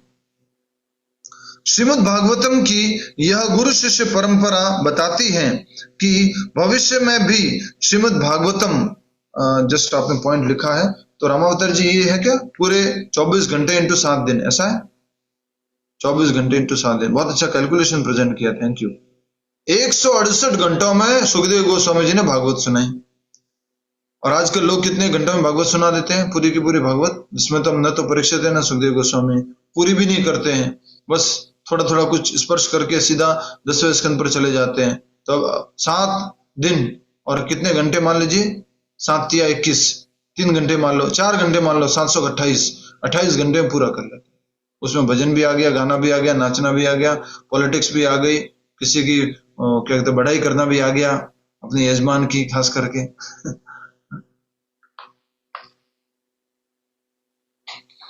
श्रीमद् भागवतम की यह गुरु शिष्य परंपरा बताती है कि भविष्य में भी श्रीमद् भागवतम को ऐसे व्यक्ति से समझा जाए जो श्रील सुखदेव गोस्वामी का पूर्ण प्रतिनिधित्व करता है। ऐसा व्यवसायिक व्यक्ति जो अवैध रूप से श्रीमद् भागवतम सुनाकर व्यापार चलाता है, वह श्रील सुखदेव गोस्वामी का उचित प्रतिनिधि नहीं है या प्रतिनिधित्व नहीं करता।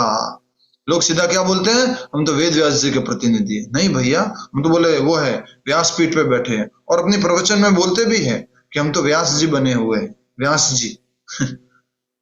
अरे सुखदेव गोस्वामी बनना है, वेद व्यास जी ने तो उसको संकलन किया है, परीक्षित महाराज को सुखदेव गोस्वामी जी ने सुनाया है। अगर आप सुना रहे हो तो सुखदेव गोस्वामी की पद चिन्हों पर चलना है। सुखदेव गोस्वामी जैसे गुरु शिष्य परंपरा में बता रहे हैं, वैसे ही हमें भी बताना है आगे इस ज्ञान को। बहुत सुंदर प्रभुपाद जी लिखते हैं। इसलिए जो ये प्रोफेशनल भागवतम रिसाइट, हम बहुत इंटरेस्टेड होते हैं, वो कर रहे कथा, वो वाले कर रहे कथा, उनकी कथा बहुत अच्छा लगता है। प्रभुपाद जी बहुत डांटते हैं इन लोगों को, 7 दिन में भागवतम पूरी करोगे, और ठीक है कथा करनी है करो, कोई बात नहीं, पर क्या चलता है, सीधा 10वां स्कंद, सीधा बस वही रास पंचाध्याय, बार बार नाच गाना बस यही चलता रहता है, दूसरी बातें चलती रहती है।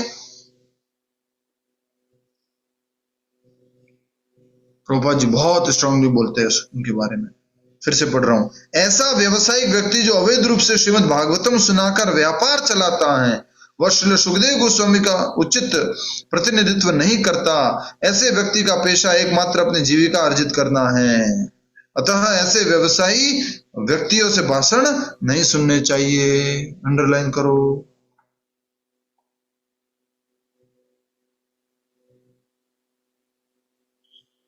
व्यवसायिक व्यक्ति जो अवैध रूप से श्रीमद् भागवतम सुनाकर व्यापार चलाता है, वह सुखदेव गोस्वामी का उचित प्रतिनिधित्व नहीं करता।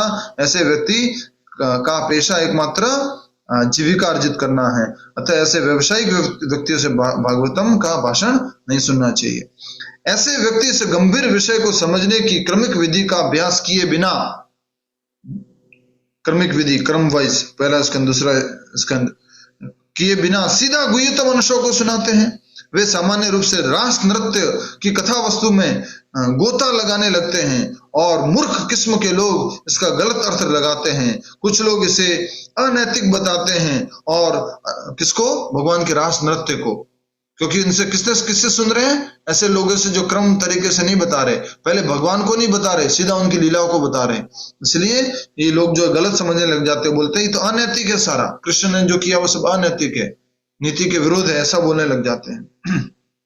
और अन्य अपनी मूर्खतापूर्ण व्याख्याओं द्वारा इस पर पर्दा डालने का प्रयास करते हैं। कोई बात नहीं, ये तो इस प्रकार से बता रहे थे, इनका भाव ये था, नहीं।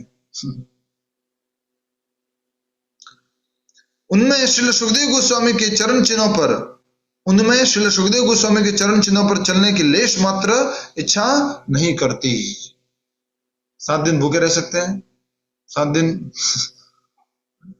लगातार कथा सुना सकते हैं, पूरी कथा सुना सकते हैं, नहीं सुना सकते। तो सुखदेव गोस्वामी के पद चिन्हों पर बिल्कुल भी चलना नहीं चाहते, इच्छा भी नहीं है। अतः निष्कर्ष यह निकलता है कि रस के गंभीर छात्र को श्रील सुखदेव गोस्वामी से चली आने वाली गुरु शिष्य परंपरा से श्रीमद् भागवतम का संदेश प्राप्त करना चाहिए, जिन्होंने श्रीमद् भागवतम का वर्णन दिव्य विज्ञान के विषय में अल्पज्ञानी उन संसारी मनुष्यों की तुष्टि के लिए किसी मनमाने ढंग से नहीं, अपितु शुरू से सुनियोजित रूप से प्रारंभ किया। मैंने आपको उदाहरण देके बताया था, इसको अंडरलाइन कर लो। निष्कर्ष क्या निकलता है? मैंने भी उदाहरण देके बताया था, राइट, कि परीक्षित महाराज ने पूछा कि मेरी 7 दिन में मृत्यु होने वाली है, क्या करूं? तो सुखदेव गोस्वामी जी ने ऐसा नहीं कहा कि एक बार कृष्ण गैया चरा रहे थे और उन्होंने अपनी बांसुरी बजाई और सारी गोपियां जो है अपना घर परिवार, वहां से शुरू नहीं किया। क्रमबद्ध तरीके से धीरे धीरे स्टेप बाय स्टेप गुरु शिष्य परंपरा में सुनियोजित ढंग से प्रारंभ किया सुखदेव गोस्वामी ने, मनमाने ढंग से प्रारंभ नहीं किया है। श्रीमद् भागवतम का दिव्य ज्ञान के विषय में अल्प ज्ञानी उन संसारी मनुष्यों की तुष्टि के लिए किसी मनमाने ढंग से नहीं, अपितु सुनियोजित ढंग से प्रारंभ किया है। मनमाने ढंग से भागवतम को नहीं बताया है। अंत में श्रीमद् भागवतम को इतनी सावधानी से प्रस्तुत किया गया है कि निष्ठावान तथा गंभीर व्यक्ति तुरंत वैदिक ज्ञान के इस परिपक्व फल का आनंद श्रील सुखदेव गोस्वामी या उनके प्रामाणिक प्रतिनिधि के मुख से निःसृत अमृत रस का पान करके उठा सकता है। अगर वास्तव में सुखदेव गोस्वामी जी जैसे ही आपको भागवत सुननी है तो क्या करना पड़ेगा? निष्ठावान तथा गंभीर व्यक्ति को तुरंत वैदिक ज्ञान के इस परिपक्व फल का आनंद श्री सुखदेव गोस्वामी या उनके प्रामाणिक प्रतिनिधि के मुख से निःसृत अमृत रस का पान करके उठा सकता है। ये अमृत रस का पान है, जो कानों का अमृत है, जो कानों का रस है, उसका पान करना है और या तो वेद व्यास जी से, सुखदेव गोस्वामी जी से या उनकी इस गुरु शिष्य परंपरा में प्रामाणिक व्यक्ति से श्रीमद् भागवतम का श्रवण करना है। ये बहुत ही महत्वपूर्ण ग्रंथ है। इस ग्रंथ में भागवतम की जो विशेषता है उनको इस कुछ श्लोकों में प्रस्तुत किया गया है और हमें इस भागवतम की महत्ता को समझना है, अपने जीवन में पालन करना है, प्रतिदिन श्रवण करना है, अध्ययन करना है और जैसा हमारी गुरु शिष्य परंपरा बता रही है उसी आधार पर हमें धीरे धीरे आगे बढ़ना है। ठीक है, तो आज हम यही समाप्त करेंगे। किसी का कोई प्रश्न है तो पूछ सकते हैं, आपके पास समय है। और उसके तुरंत बाद ही नाम जप होगा तो सभी लोग साथ में नाम जप करेंगे और अटेंडेंस भी होगी, तो कुछ लोग जो है अटेंडेंस में भी भाग ले सकते हैं, अटेंडेंस दे सकते हैं अपनी बाद में। और जो नए लोग हैं जो पहली बार आए हैं वो अपना परिचय दे सकते हैं। जिनके पास बुक्स नहीं है उनको हम हेल्प करेंगे भागवतम की फर्स्ट कैंटो, प्रथम स्कंद से बुक से रिलेटेड। तो आप कृपया करके अपना प्रश्न अभी कोई हो जो भी कथा सुनी है उससे रिलेटेड कोई प्रश्न तो पहले वो पूछिए, उसके बाद में कोई दूसरा प्रश्न तो पूछ सकते हैं। यस, बोलिए, कौन बोलेगा? प्रभु जी, कृष्ण पाल जी ने 2014 में जब पूरी भागवतम सीरीज दी थी, उन्होंने मेरे से वादा लिया था कि मैं 10वां स्कंद नहीं पढ़ूंगा शुरुआत में। शुरू से पहले पहला स्कंद, दूसरा स्कंद, तीसरा, चौथा स्कंद, उसके बाद में 10वां स्कंद पढ़ेंगे। और ये प्रभु जी, ये प्रभुपाद जी ने 10वें ग्रंथ तक लिखा, बाद में 11वें 12वें जो आगे हैं वो पर किसी और ने लिखे हैं ना। हाँ, हमने पढ़ा था, शुरुआत में लिखा हुआ है, प्रभुपाद जी के शिष्य ने इसको वर्णित किया है। जी, प्रश्न पूछिए कोई। यस प्रभु जी, सुखदेव स्वामी जी की मदर का क्या नाम था? बहुत बढ़िया, कौन बताएगा? हरे कृष्णा प्रभु जी। सत्यवती माता जी थी, सत्यवती माता जी। तो वो थे माता जी, आपने तो सब गड़बड़ कर दिया। वेद व्यास जी की माँ का नाम बोल दिया आपने तो। थोड़ा सा धीरज रख के उत्तर दो। यस, इसका उत्तर अभी आ रहा है। बताइए, और कोई प्रश्न? हरे कृष्णा प्रभु, जो माधुर्य और श्रृंगार रस है वो दोनों सेम ही होते हैं ना? देखिए, यहाँ पर माधुर्य रस अलग से प्रस्तुत किया गया है क्या? अलग से नहीं लिखा है। जैसे प्रभु वो 5 रस होते हैं, उसमें 5वां माधुर्य। हाँ, तो वो जो है वहां पर जो है वो माधुर्य रस है, और यहाँ पर जब इस तरह से वर्णन किया गया है तो वो आपका श्रृंगार रस है। अलग है प्रभु? एक ही है। एक ही है ना? हाँ। यस। हरे कृष्ण प्रभु जी, आपने हास्य रस के बारे में भी बताया था, तो प्रभु जी वो हास्य रस का संबंध कैसे होता है अपने भगवान से? बाकी सारे रस समझ में आ गए आपको? नहीं प्रभु जी, और तो समझ में आ रहा है, लेकिन विभत्स आ गया? विभत्स क्या होता है? पहली बार ही सुना है प्रभु जी मैंने, इसलिए। आगे आएगा सब माता जी। बहुत सारे रस बताए हैं, बहुत सारे रसों का आपको समझ में नहीं आएगा। विभत्स है, रौद्र है, भयानक है, और विभत्स, रौद्र, वीर, अद्भुत, ये सब रसों का एकदम से आप अर्थ लिखा हुआ है आपके पास है भागवतम? पिंजला प्रभु जी है ना, मैंने बताया था ना, मैं ऐसी जगह बैठी हूँ कि अभी वो बच्चा एक्सपायर हो गया है, तो इसलिए। बाकी मेरे पास भागवतम है, मैं डेली ले रही हूँ। आप सुना रहे थे प्रभु तो जी, ये सब ऐसे ही खुश हो गई थी। रसों का वर्णन यहाँ पर किया गया है। हंसना, हंसी मजाक करना, ये एक रस है। तो भगवान और भगवान के गोप बालक या कोई भी भगवान से संबंधित रस में जब ये हंसी मजाक कर रहा है तो ये हास्य रस में जुड़े हुए हैं। हरे कृष्णा प्रभु जी। हरे कृष्णा। ये जो व्यासपीठ बताते हैं, ये भागवत कथा के नीचे बताते हैं व्यासपीठ, तो व्यासपीठ नहीं है एक्चुअल में। तो थोड़ा प्रभुपाद जी की परिभाषा के अनुसार बोले, यस, वेद व्यास जी का अगर कोई वास्तविक प्रतिनिधि है जो गुरु शिष्य परंपरा में आ रहा है तो कह सकते हैं कि ये व्यासपीठ है। जितनी भी कथाएं होती है बड़ी बड़ी, इन जगह सब नहीं तो ये क्या है? कथा आसन है ये। नहीं तो ये कथा आसन है, कथा का आसन है। वेद व्यास जी के अगर आप गुरु शिष्य परंपरा में आने वाले प्रमाणिक अगर जो प्रतिनिधि हैं तो आप उसको व्यासपीठ कह सकते हैं। नहीं तो, और ये अभी कथा आसन ही समझो, अभी जो स्थिति है उसके अनुसार कथा आसन ही समझना है।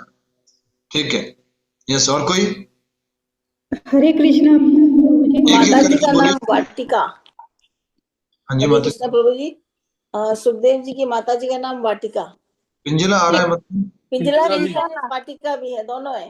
ठीक है, ठीक है, ठीक है। यस, एक जना बोलिए। रश्मि, क्या नाम है आपको? बोलिए माता जी, जल्दी से प्रश्न।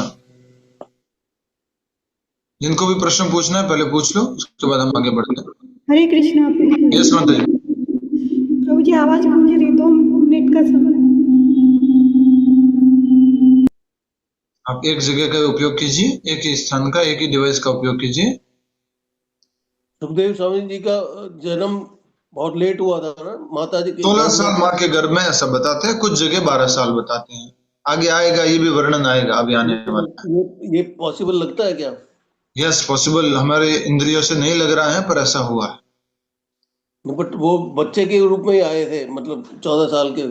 यस, बड़े हुए वो आए, और फिर वो भागवत में तो ये भी वर्णन है कि सीधा सीधा वो सीधा का सीधा परीक्षित महाराज के उस स्थान पर गंगा नदी के किनारे पहुंच गए। और भी डिटेल में जाएंगे तो नहीं, उससे पहले उन्होंने अपने पिताजी से पूरी भागवतम श्रवण की थी, वेद व्यास जी से सुखदेव गोस्वामी जी ने। यस, और कोई? हरे कृष्णा प्रभु जी। प्रभु जी, जैसे जो बच्चे पढ़ रहे हैं, जैसे बच्चे पढ़ रहे हैं 80-90 की रेंज में इस क्लास में हैं, उनको जैसे हमें बताना है तो ये कि अपना ये रहता है कि भौतिक रस में भौतिक आसक्ति ज़्यादा नहीं होना चाहिए, मटेरियल, और आध्यात्मिक होना चाहिए। लेकिन इस प्रभु जी, इसको मैं ऐसे कैसे समझे कि उसको जैसे पढ़ाई में है, वो पढ़ाई में भी रुचि ले और आध्यात्मिकता में भी, मतलब प्रभु जी उसका रिजल्ट भी बना रहे और वो कृष्ण से भी जुड़ा रहे। ऐसे करने के लिए क्या क्या क्या क्या बताएं बच्चों को? माता जी, वास्तविकता में तो हमें उनको आध्यात्मिकता ही बतानी है। वास्तव में वही विद्या होती है, बाकी सब अविद्या है वास्तविकता में। लेकिन शास्त्रों में बताया गया है कि व्यक्ति की 2 ड्यूटीज होती है, 2 कर्तव्य होते हैं, एक शरीर का कर्तव्य और एक आत्मा का कर्तव्य। जब तक हम इस शरीर को पूर्ण रूप से भगवान की सेवा में, आत्मा की सेवा में उपयोग नहीं कर पा रहे हैं, तब तक हमें इस शरीर के माध्यम से धन अर्जित करने के लिए, ज्ञान अर्जित करने के लिए कुछ कार्य करने पड़ रहे हैं, कर सकते हैं इस शरीर को चलाने के लिए। तो उनको हमें बताना है कि आप आत्मा हो, आपको ये शरीर मिला है और आपको इसका उपयोग करके, इस शरीर का, इंद्रियों का, इस भौतिक ज्ञान का उपयोग करके इस शरीर के लिए कुछ वस्तु अर्जित करनी है, धन अर्जित करना है। पर आपको ये भूलना नहीं है कि आप आत्मा हो और आपको अपने परम कर्तव्य, आत्मा के कर्तव्य को भी प्रतिदिन पालन करना है। ठीक है माता जी? ओके, और कोई? और एक प्रश्न आपने, सॉरी, बोलिए सिस्टर माता जी। हाँ जी, जो आपने रस 5 रस बताए हैं, जैसे वात्सल्य रस, श्रृंगार रस और बाकी 3 रस, जो वो कौन से हैं? कहाँ थे जब कथा में बात हो रही थी माता जी? हाँ जी, कहाँ थे उस समय? नहीं, 12 रस है ना, आपने बताए थे। किताब में लिखा हुआ है ना माता जी? 12 रस तो लिखा हुआ है किताब कहाँ है आपके? हाँ जी, किताब है आपके पास? हाँ जी, हाँ जी, उसी में आगे 5 रस लिखे हुए माता जी। ठीक है। 12 रस के बाद 5 रस लिखे हुए। जो उपासना, सेवा, मैत्री, ये वाली वात्सल्य, दाम्पत्य। जी माता, थैंक यू, धन्यवाद माता जी। हरे कृष्णा। हरे कृष्णा प्रभु जी। जैसे कोई प्रश्न बोलिए। प्रभु जी, उनके सुखदेव जी की माँ का नाम अरणी था, अरणी। माता जी पिंजला नाम था, हो गया माता जी, क्लियर हो गया माता जी, 3 बार तो बोल दिया क्लास में। सुमन माता जी ने बताया। सिस्टर माता जी माइक बंद कर दीजिए। नेक्स्ट। हरे कृष्णा प्रभु जी। यस, बोलिए माता जी। प्रभु जी, आपने 3 प्रकार के श्रोता बताए ना, उनके बारे में थोड़ा सा वापस रिपीट कर दो एक बार। आप बताओ कौन कौन से बताए थे?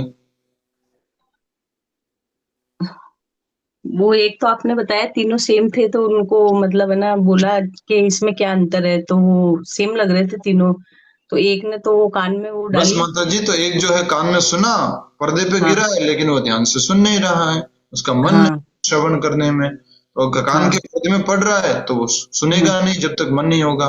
दूसरा होता है उसने सुना और उसको आगे जाके किसी को प्रवचन कर दिया, बोल दिया, लेकिन अपने जीवन में उतारा नहीं, ये दूसरा तरह का श्रोता हो गया। तीसरा तरह का हो गया जिसने सुना और उसने अपने हृदय में उतारा, अपने जीवन में उतारा, ये तीसरे तरह का श्रोता हो गया। धन्यवाद प्रभु जी। हरे कृष्णा माता जी। हरे कृष्णा। यस, और कोई? हरे कृष्णा प्रभु जी। एक सवाल हो रहे प्रभु जी, जैसे इन लोगों को जैसे माला के लिए बोलते तो बोले आप हमारी तरफ से एक कर लो, मतलब 2 बच्चों के लिए कर लो, ये भी कर लो, तो उस हिसाब वो सही है कि नहीं प्रभु जी? किसको बोलते हैं तो बोलता है? जैसे प्रभु जी बच्चे हैं, ये इनको माला के लिए बोलूं तो ये खुद ही बोलते कि तुम हमारी तरफ से एक, हमारे लिए एक कर लो, तो वो थोड़ा प्रेम से धीरे धीरे समझाएंगे तो समझ जाएंगे माता जी। उनके प्रश्नों का उत्तर देते हुए जैसे कई बार हम बोलते हैं कि उनकी 10 बातें आप मान लो, एक बात वो आपके भी मान लेंगे। और प्रभु जी जैसे 16 ही माला नहीं हो पाती तो उनकी माला कैसे कर लूं? ये भी थोड़ा लगता है कि एक एक करूं तो एक एक करके 3 माला ये बढ़ जाएंगी, दोनों करूं कि नहीं मैं, और करो तो फिर डेली करो। माता जी एक सिंपल प्रश्न है माता जी, ये तो 16 माला आप करते रहिए अपना, बच्चों को बोलिए आप अपने एक एक माला कर लो, नहीं कर पाते कोई बात नहीं, ऐसा थोड़ा ना है, बच्चों को भी तो 16 ही करनी है, फिर 16 की जगह 32 करो, 32 की जगह 48 करो आप डेली, बोले 2 बच्चों की और करूंगी मैं 16।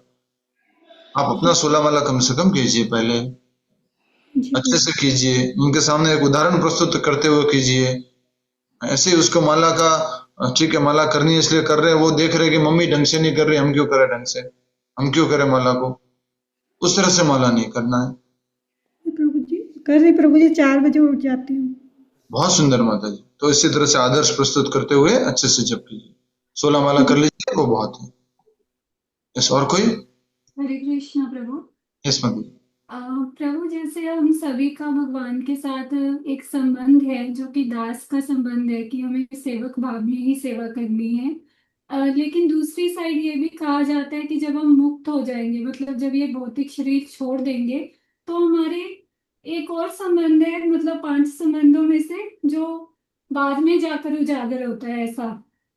तो क्या है कि साधारणतया कि हम कौन से संबंध में सेवा शुरू करें, कौन से संबंध में भगवान से प्रेम करें, तो चैतन्य महाप्रभु ने बता दिया, जीवेर स्वरूप है नित्य कृष्ण दास, कि आप दास रूप में सेवा शुरू कीजिए। धीरे धीरे धीरे धीरे जब आप शुद्ध हो जाएंगे, अभी इसी जगत में, इसी जीवन में जब आप शुद्ध हो जाएंगे, तो आपका जो शाश्वत संबंध है भगवान के साथ, आपका जो स्वरूप है उसकी सिद्धि हो जाएगी, आपको ज्ञात हो जाएगा कि आपका कौन सा संबंध है।